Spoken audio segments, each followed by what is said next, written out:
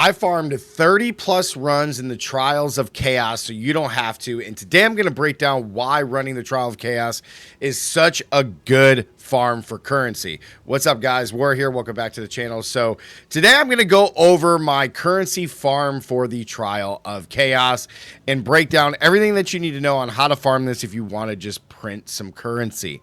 Okay, so for those who do not know, the Trial of Chaos is where we fight the Trialmaster if you have the mats for it, and you're going to go through and do waves in number of trials, so it's 10 rooms, each with a different addition of modifiers that makes it progressively harder and harder. This is also one of the best ways to get your 4th ascendancy if you really do need it. Now, I've been farming and I've done a crap ton of these runs just to show you how good the farm actually is. I still got a bunch more that I have found, but this is all of the juice that I've gotten from this, and I'll break down the rewards in just a second. But first things first, Trial of Chaos. Super easy. You're going to go in and do some rooms, and each room is going to be different when you go through to do this. I'll go ahead and just showcase one just a little bit and just show you exactly what you're going to do. In order to start the Chaos of Trials, or Chaos of Trials, the Trial of Chaos, you are going to need to go to, where is it? Go into Act 3. Go over to the Trial of Chaos, which is just past the Chimera Wetlands, where you fight the Chimera. And then into the Trial of Chaos present. It doesn't matter. You can also do this in regular Act 3. It does not matter. The location is the same. You are going to need one of these inscribed ultimatums to access the trial. There's a number of different ones that you can get. There's some that say the number of trials is 7. There's one that's 4. And I think there's one that's 3 that you get from the campaign. It's either 3 or 4 that you actually get from the campaign. The number of trials, 10, is the highest one that you can do in the Trial of Chaos, which gives you 10 full rooms. Okay, once you come here, you're going to input the inscribe ultimatum and then access your rooms, and then you're going to come through here and just blaze through. Now, at each round, the Trialmaster is going to present you with a reward as well as 3 different modifiers that you're going to add to the room, and these add up as you go over room after room after room. So you eventually are going to have about 10 different modifiers that are on each room, and each modifier can progressively make this harder, right? So you have a choice of 3 different modifiers that you're going to put on here, and you get to pick, and this is what's going to go on here. So for example, I'm just going to pick this lethal rare monster, and this is what I would add in. So that way all rooms or all rounds 1 to 10 are going to have increased rare monsters or reduced recovery for me, or the blood globules that are going to come through here. Now, each room is completely different, so I am going to select this and go in and do this room just to kind of show you a difference of what kind of rooms that you can expect. There's a few different rooms that you guys can do, or you're going to do here. One is the Trials Master Challenge is going to show you what the purpose of each room is. So there's rooms that are going to defeat all monsters, so you have to clear every monster on the round or the map or the room. And then there's some where you got to put 3 soul cores into their stations in order to clear the room. There's some that are going to be just killing monsters over 2 minutes. And then there's going to be some where you have to escort a statue from one side of the room to the other side. That one is a real bummer, but it is what it is. So you have a few different types of rooms, and they're going to be randomized as you're going through the Trial of Chaos. And it just varies as you continue to go. It's going to be dependent on RNG. So you don't have to worry too much about that. So we're going to come in here. You would start the room, and we're just going to absolutely farm. We're just going to kill everything in here. Now, I am going to tell you, disclaimer, before we get into the rewards and the juice of doing this farm, you are going to need a build to where you can absolutely fly through this, no problem at all. You're going to need a build that where you could just fly through this. You don't have to be a stat stacker, but you are going to need a build where you can just fly through and destroy everything and try not to get hit. You need to be able to kill everything, and more importantly, you're going to need to be able to kill the 3 different bosses that you're going to fight here. So the room ends. This is very quick. The strategy for this is going to take you about just under 15 minutes per run from room 1 or round 1 to round 10. It should not take you very long to get through this. Okay, now if you are using a build where you're not strong enough to just kind of, plow through this, then it is going to take you a little bit longer, but that's okay. So each round at the end, you're going to come all the way over to the next slot, and you can see here that we have lethal royal monsters, and then I get to pick again and see what I'm adding on top of that with the round. Now, at round 4, round 7, and round 10, there's going to be 3 different bosses that you're going to fight. One is a blood bird, one is a tornado bird, and one is the chimera. The tornado bird is the hardest boss out of all 3. The chimera is the easiest, and the blood bird is the second easiest, although to me, the blood bird and chimera are pretty much the same. At rounds 4, 7, and 10, these are all randomized. So at round 4, it could be the blood bird, which means that the round 7, it can be either the tornado bird or the chimera, and then round 10 would be the last one. But keep in mind that as you're going through, each one's going to have more modifiers when you go to fight that monster. So the round 4 boss is going to be the easiest as far as what modifiers are actually added. Now, when you're doing this, you can go through, like, in between each round, you can portal out. So if you need a break or you need to come back and do this, that's perfectly fine. But the purpose of this strategy is to farm up these soul cores. The soul cores are the most important aspect of the farm, okay? So this right here is all the rewards that I've gotten from doing this farm with 30 Trial of Chaos, okay? I kept all the gear that I thought was relevant and all of the loot as you continue to go through this that I picked up. So as you can see here, we got like 1 gem cutters, the glass wielders bauble. We got a bunch of Val orbs, a bunch of chaos orbs, some orbs of alchemy, 20 or 33 chaos orbs, or excuse me, exalteds, jeweler's orbs, and I got 1 divine. Now, I've kept some gear here because there's some really important gear that can drop. A lot of this stuff is pretty common here with the trial mask. Same thing with some of these just regular uniques. Same thing with the shield, and they sell for a couple exalts, but that's okay. The big ticket item is the shields. Now, these ones sell for just a few exalts because the stats aren't good. However, this one right here with almost 600% effect of socketed cores, socketed soul cores with the corruption that I put on it, which gave me 3 sockets. This sells for about 12 div. I'm just waiting for somebody to actually get it. So this was a very lucky drop and a very lucky corruption.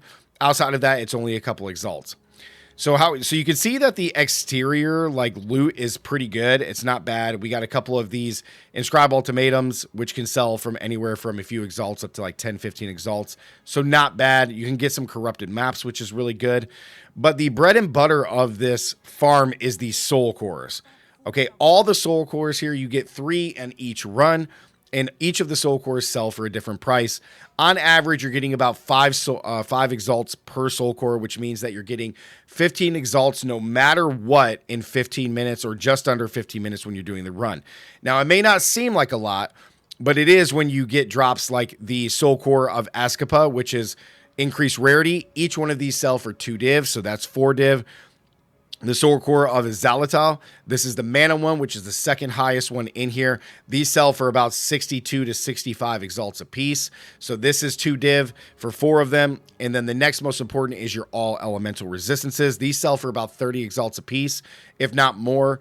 And then we got the soul core for the resistances. These sell for about 7 exalts or 6 exalts a piece.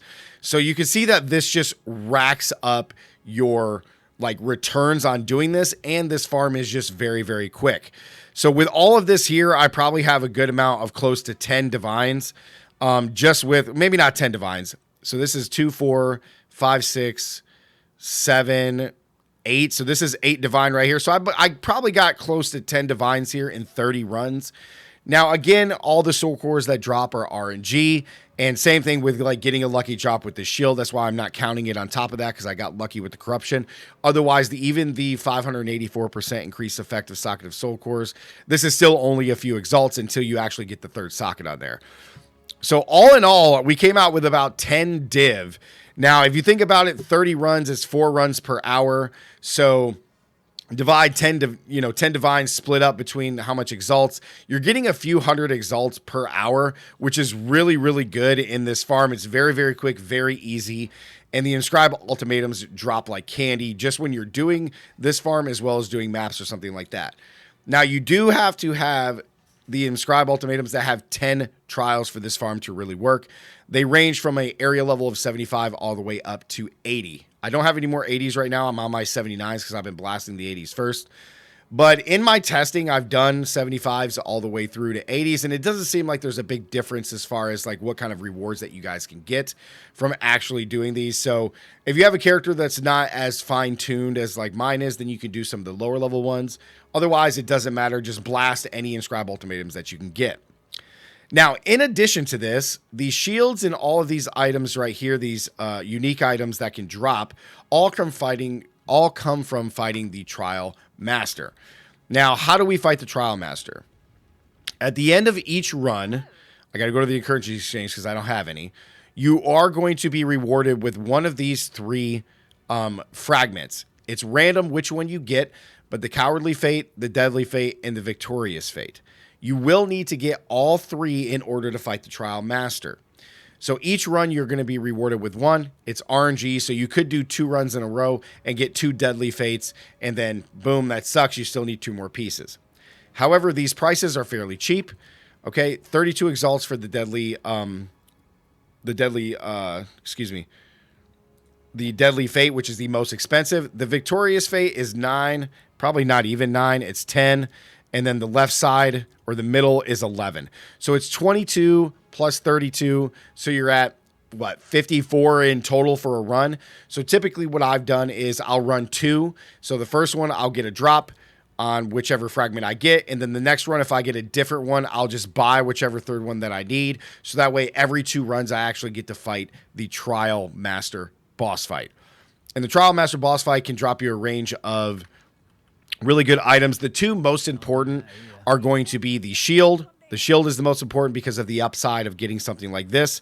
And then the next one that's probably the most important drop that you can get is the Adorn drop, which is good when it drops. You could sell it unidentified for a good amount of currency. However, the range on this is from 0 to 100%. If you get a higher roll somewhere in the 50 plus, 60 plus, you're looking at a high amount of divines, 10 plus, 12 plus. If you get around 80 or 90%, you're looking at like 30, 40 divines, which is absolutely insane.